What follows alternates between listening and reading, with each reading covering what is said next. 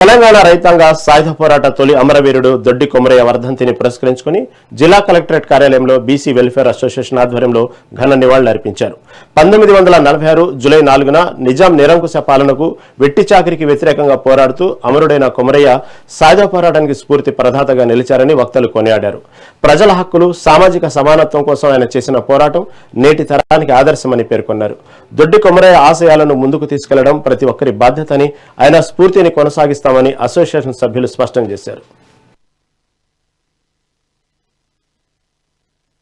Collectorate ఆఫీస్లో BC welfare association ఆధ్వర్యంలో దొడ్డి కొమరయ్య గారి వర్ధంతి చేయడం జరిగింది.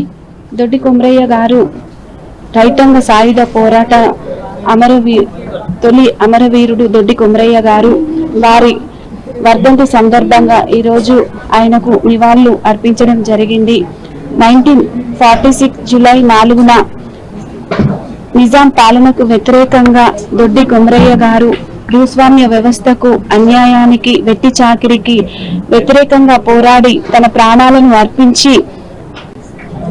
తన ప్రాణాలను అర్పించి తెలంగాణ చరిత్రలోనే చిరస్థాయిగా నిలిచిపోయారు. వారి యొక్క త్యాగము రైతాంగ సాయుధ పోరాటానికి స్ఫూర్తినిచ్చే దిశలో ఒక ఘట్టంగా ఏర్పడి పోరాటం అనేది మొదలైంది.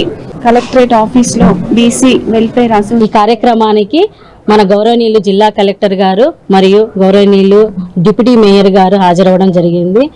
ఇతను దొడ్డి కొమరయ్య గారి గురించి చెప్పాలంటే అతను వరంగల్ జిల్లాలోని కడిపెండ గ్రామంలో జన్మించారు. ఒక కూర్మ కులంలో జన్మించి తెలంగాణలోనే అతి చిన్న వయస్సులో తెలంగాణ కోసము, రైతాంగం కోసం పోరాడిన మొదటి వ్యక్తిగా దొడ్డి కొమరయ్య గారు నిలిచారు.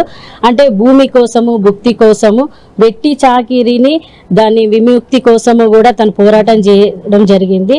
దొరల అంటే పాలనలో వాళ్ళు ఎక్కడ వాళ్ళని బానిసలుగా చేస్తున్నారు గనక వాళ్ళ ఆ బానిసత్వము పోగొట్టడానికి, రైతులకు వాళ్ళకు దక్కాల్సిన వాటిని దక్కించుకోవడం కోసము అతి చిన్న వయసులోనే చాలా పోరాటం చేసి అమరులయ్యారు. 1946 జూలై 4న వాళ్ళు పరమపదించారు.